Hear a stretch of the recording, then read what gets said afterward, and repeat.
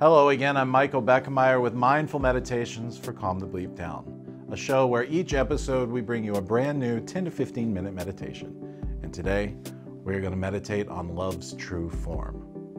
Let's see what happens.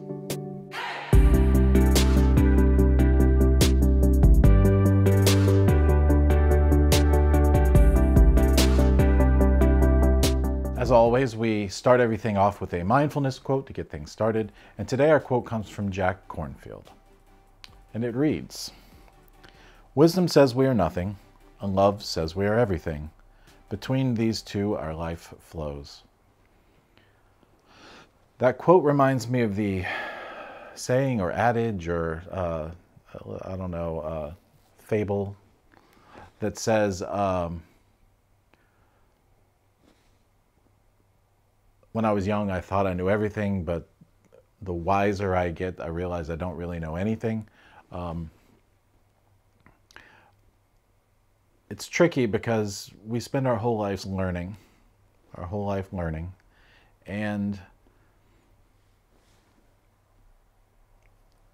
we reach a certain point where we think we know a lot, like at a certain age, 24, 25, you spend a lot of time in school, and you think, I don't really need to learn anything else, and you realize that that is arrogance and that is ego and that's all that stuff. But really, once you really start to experience life, you realize that there's nothing, that you don't know anything. And I think the longer you live, the longer you keep seeking for truth, you realize that you're just barely on the cusp of figuring things out every day. I just feel like I'm just almost there to figure it out. But once you figure out something, you realize there's a million other questions left unanswered. But also the other side of that quote that says, love says we are everything, is also so very true because, and it's not, I'm not talking about superficial love, and I'm not talking about being valueless if you don't have someone, a partner, a romantic partner. We actually don't experience life without joy or love or compassion for ourselves and for others. It's like sitting with somebody and crying with them. You're in that moment with them. You're having a moment of catharsis with that other human being. And in there is where life really is. And how can you define that? There's no real way to define it other than love, compassion. And you're sort of going back and forth between the humility or trying to be humble or try to remove yourself from the ego, all the way to the point of saying, I am nothing, but not also thinking that you are worthless, but I am nothing. I still don't know everything. I still don't know anything. And then to the other side where you're the most valuable thing on the planet because you're sharing a moment of love, or you share love, or you give love, or you receive it with another person. It is a tricky balance to walk, because we also don't want to be codependent, I guess. That's because I don't feel like that quote is talking about codependence. We are love. We are love. And it is our awareness of other people's suffering, and the fact that knowing that we all suffer, we all have suffering, that love sort of, that awareness of other people's suffering is where our compassion and love can come from. And in that, we are indispensable to other people, because other people, need to feel that with someone else. And you can't experience a moment of compassion without another person. So, quote's kind of a conundrum. There's a lot to think about. I feel like we can't really summarize it too well in just the few moments that we have here together, but it is something to think about. And it really just reminds me that we need to be be compassionate towards people, and empathy, and just the fact of being on a quest for compassion and empathy and love does naturally put us in the back seat. We need to send out love and compassion, and it's not a receiving thing, but if you send it out, it comes back to you moment by moment with whoever you're sharing that moment with. So that's what we want to think about. That's what we want to think about here in this moment together in the next few minutes while we're meditating. To do that, though, we have to get comfortable. Close your eyes and get settled. Start to take a long, deep breath. Let yourself get settled into the calm, relaxing state that you're in. You can sit down or lie down. Give yourself a second to settle into the moment.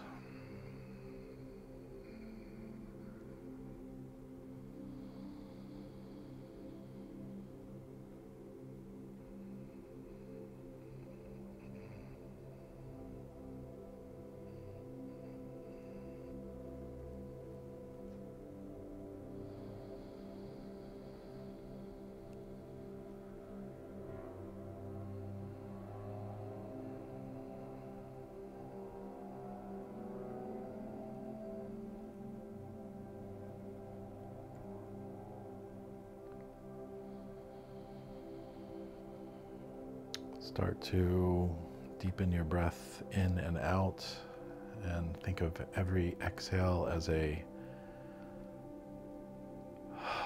sinking deeper into your relaxation. Again, it helps me to imagine myself physically getting heavier with each exhale, literally sinking deeper, heavier into the cushion or seat that I'm sitting in.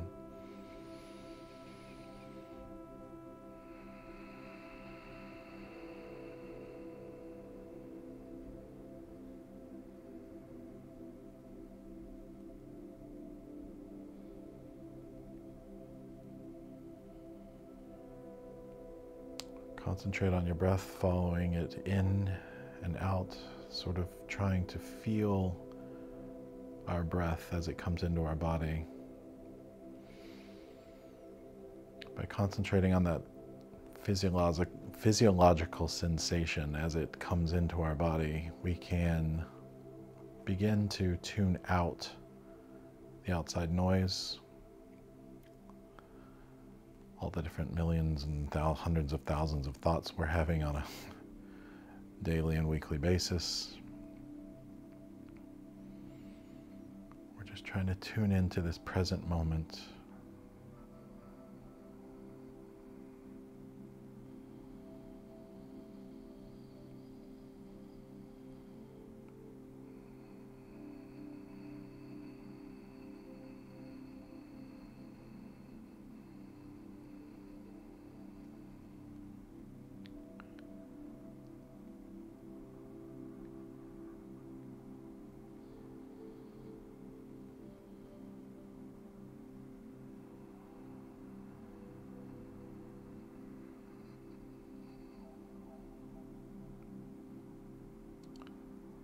When I'm thinking about kindness and compassion, I think maybe like a lot of us, I think about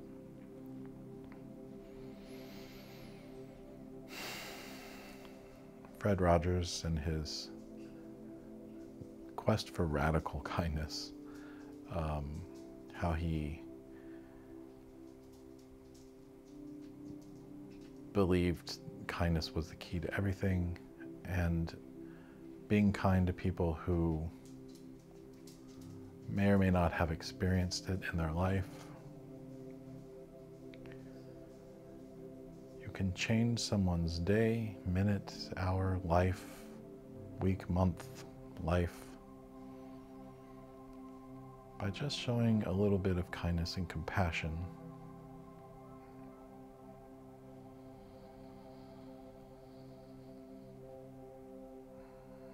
It's hard because our ego wants to know when we're going to get some of that from someone. It's nice, but I do think that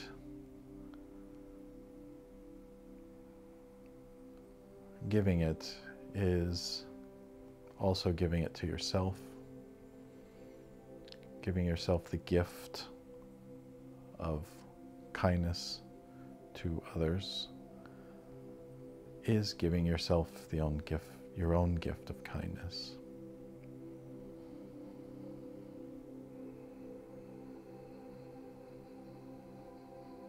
It can be the most simple thing.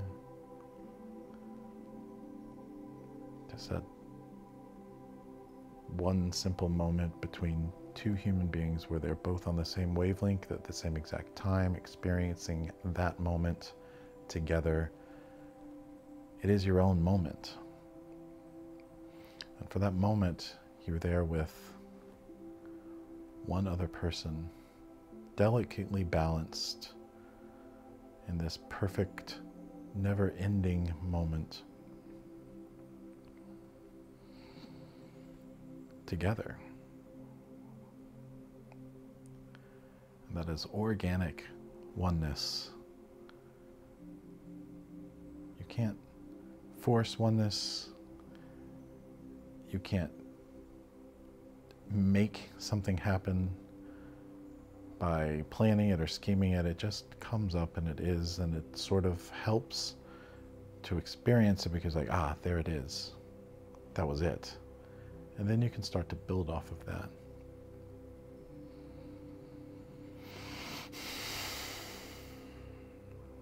And it can begin with one simple thing. It doesn't have to be big. It doesn't have to be $1 million donation or anything. It could be just as simple as smiling at someone when you know they're having a bad day. To let that person know they're not alone in that moment.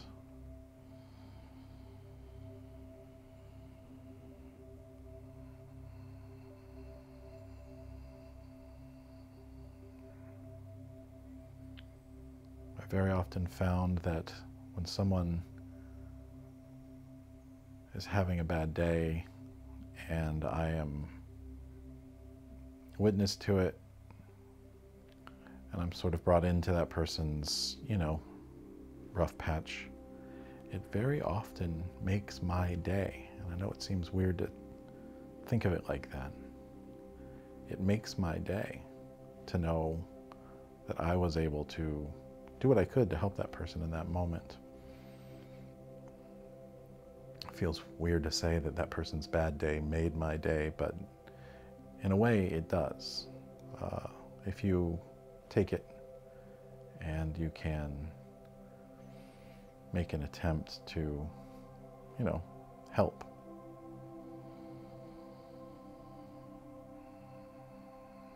It requires vulnerability, it requires mindfulness, it requires allowing yourself to recognize that in the moment and to step out of your own issues of the day to see someone else's. But those moments are priceless.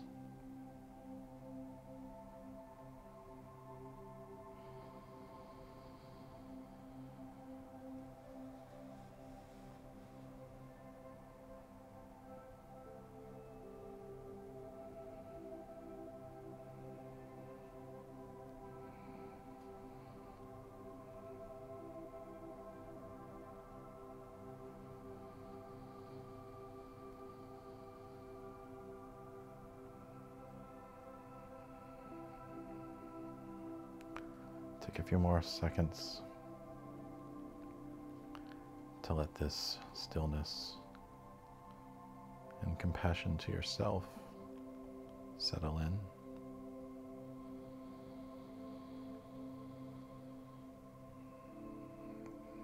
By meditating, you are giving yourself room to make a difference in someone else's day or life.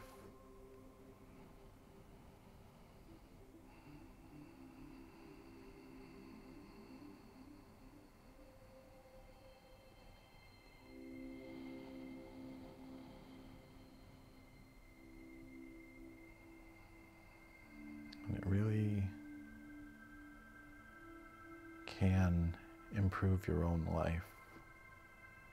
Compassion and empathy, kindness, love.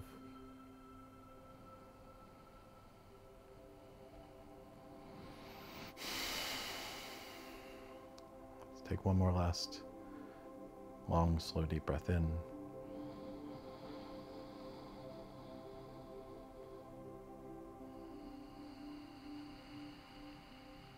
And out. When you're ready, you can open your eyes. That's it for another episode of Mindful Meditations with Kornfield Bleep Down. If you got anything out of this meditation, please feel free to click like, comment, share the meditation with your friends, subscribe to our channel. If you want to find out more about us, you can go to our website at calmthebleepdownshow.com, where you can subscribe to our podcast, the YouTube channel. You can follow us on social media. We would absolutely love to hear from you. It would make our day. We appreciate it. That's it for this time. I'm your host, Michael Beckemeyer, reminding you to please calm the bleep down, and we will see you again very soon. Namaste.